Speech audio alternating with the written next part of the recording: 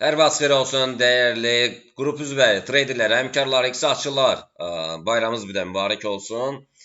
Bugün biz ilk öncə xəbərlərə baxaq. Yəni ayın 28-i hansı xəbərlər var? Yəni ümumiyyətlə yerli saatla ən vacib xəbərlər 16:30-dan gələcək və bazarı yenidən hərəkətə gətirər. Bugün 4-cü gündür, sabah 5-ci gün, yəni vacib xəbərlər sabah da var, amma Amerikada orta xəbərlərdir. Biz keçən dəfə qızılın, dünən, deməli qızılın 4450 və 4400-ə dünən gəlməsi haqqında məlumat verdi. Yəni qiymət tam olaraq 4400-ə gəldi. Bu yəni səhər saatlarında qiymət yenidən sürətlə aşağı doğru istiqamətə davam etdirir. Bunu eyni işi əksər treyderlər tuta bilmirlər. Yəni ən azından $100 endi saat 8-ə qədər. Yəni adətən bizim treyderlər saat 8-dən sonra bazara baxırlar, amma orada da yəni bir o qədər də deyək ki, alış əməliyyatlardan girirlər. Yəni böyle bir gəlir əldə edə bilmirlər. Dünən yadınızdadırsa biz qiymətin YouTube kanalında da paylaşdıq, Instagramda da. Yəni qızılın bu sürətlə düşməsini biz dedik ki, yerli saatla saat 5-dən sonra qalxacaq. Yəni o vaxtda məlumat verir. Təbii ki, 5-dən sonra nə çox, nə az, yəni $57-60 yaxın yüksəldi. Ümumi olaraq istiqamət aşağıdır. Yəni və növbəti hədəflər hansılardır? Növbəti hədəflər, baxın, hal-hazırdakı vəziyyətdə, bax, buradan aşağıda qalsa, deməli 4395-dən aşağı qalsa, qiymət 4318-lərə qədər, yəni enməsi gözlənilir. Yəni 4300-də heç də uzaqda deyil. Biz nə etmişik? Buy stop təyin etmişik və eyni zamanda buy qoymuşuq kiçik lotla, 0.1 ilə. Çünki bayram günlərdə istirahət etmək lazımdır deyənə. Ona görə də yəni çox böyük lota üstünlük vermirik. Və baylar biz təyin etmişik 4396-da. 96-dan deməli 4426-lara qədər ki, bir məsafəyə, yəni take profit təyin etmişik. Yəni $30 bir məsafə. İndi hal-hazırdakı vəziyyətdə, yəni təbii ki, bu istiqamətdə, yəni gəlirsə high vurur, low vurur, yeni high and low, lower vurur, yenidən qalxır, high low vurur, sonra yenidən lower vurur, price action. Yəni high low vurdu və yenidən low vurması, yəni heç də tərəddüdlü deyildir. Ona görə də biz trend xəttimizə üstünlük verək və ikinci təsdiq şam nəzəriyyəsi əsasında, mənim nəzərim əsasında satış əməliyyatlarına girmək olar. O da deməli 4300, yəni 70-lərdən bazara girsək daha yaxşı olur. Keçək biz alış əməliyyatlarını dedim sizə, göstərdim inşallah.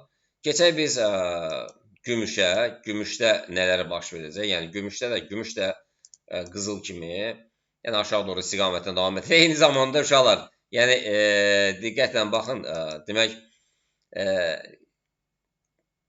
neft də, yəni neft də downtrendlədir, qızıl da, gümüş də yavaş-yavaş əvvəlki vəziyyətə qayıdır. Yəni təbii ki, yəni bilirsiniz ki, müharibə ilə bağlı qızıl sürətlə qalxanda neft enirdi, qızıl enəndə isə neft qalxırdı, amma yəni neftdən, yəni tələbatı olanı qalxanda qızıl enirdi. İndi hal-hazırda neft də enir, neft də enmə modundadır, qızıl da, gümüş də. Biz də təbii ki, ardasa yəni növbəti hədəfləri müəyyən edək sizin üçün. Növbəti hədəflər demək 89-90-dır. Yadınızda keçən dəfə biz 94-92-ləri nəzərə çatdırmışdıq. Yəni eləcə oldu. Alışlar yəni yalnız 103-lərdən sonra alışlara üstünlük verməyə dəyər. Yəni burada da biz gümüşə baxaq. Gümüş də aşağı doğru istiqamətlə davam etdirir və bu da eniş modundadır. Hal-hazırdakı vəziyyətdə, yəni qiymət aşağı doğru istiqamətlə davam etdirir. Yəni 70-ləri göstərir hədəf olaraq. Təbii ki, yenidən 70-dən aşağı formalaşsa, aşağı istiqamətdə gedəcək. Alış əməliyyatları isə bayaq az öncə alış əməliyyatlarına, yəni qızıla nisbətən daha yaxşı alış əməliyyatları verir. Yenidən alışlar 73, 700-lərdən girə bilərsiniz. Satışlar isə 72, 500-lərdir uşaqlar. Belə, euro dollar, funt dollara baxaq. Euro dollar, funt dollar.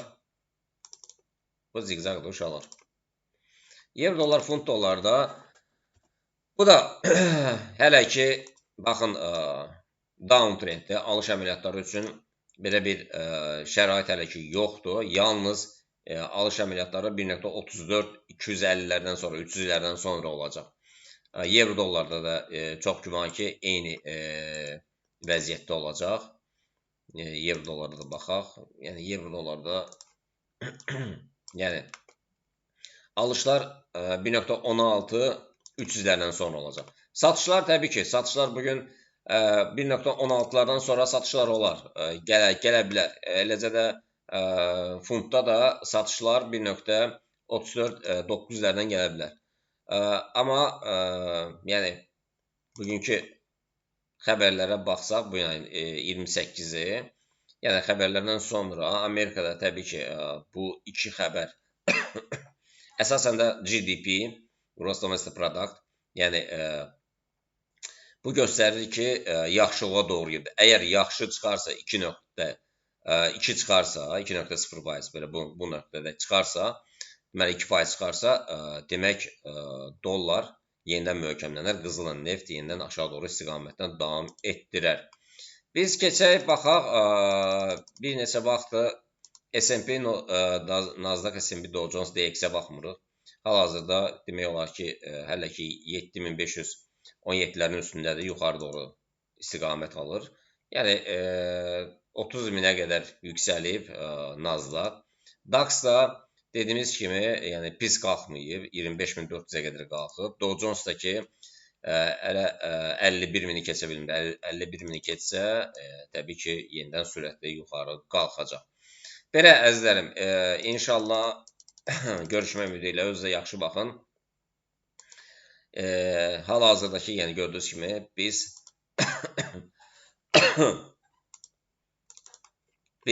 gözləyirik ki, qiymət 4396-dan yuxarı formalaşsın ki, bir $30 qalxışla nəticələnsin. Hələlik, inşallah görüşmək ümidi ilə özünüzə yaxşı baxın.